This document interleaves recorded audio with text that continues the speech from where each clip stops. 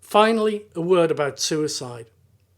Although suicide is rare, there are 17 deaths from suicide each day, mostly males. In the UK, suicide is the leading cause of death in young people, accounting for 14% of deaths in 10 to 19-year-olds. There's a very small chance of primary schools experiencing a death of a child by suicide, but the risk increases in high school. It is vital that if an adult or child has ended their life, you do the following. You celebrate and remember the person's life in the same way as someone who has died from an illness or an accident. You tell staff and pupils what has happened in as factual a way as possible. However difficult this is, it is essential.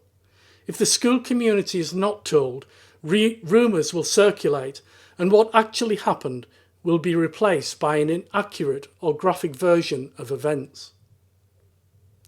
Keeping to the facts is also important if the school is contacted by the press. Governing bodies and trust boards should be involved from the start in deciding how to respond to the press.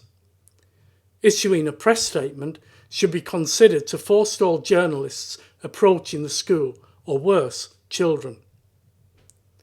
It is vital that parents and relatives are contacted and their wishes respected in how they would like the dead person's life to be celebrated and remembered.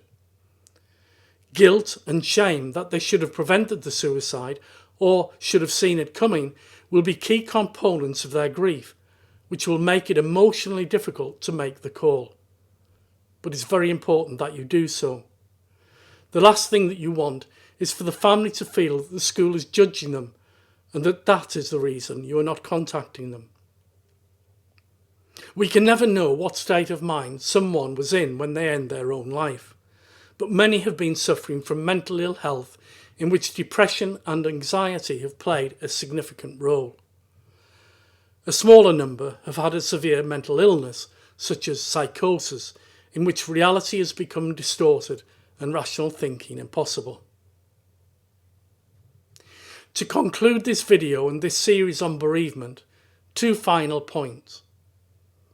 The first is that the key to supporting others in their bereavement is to overcome your own fear that you won't know what to say or that you might say something incorrect or wrong.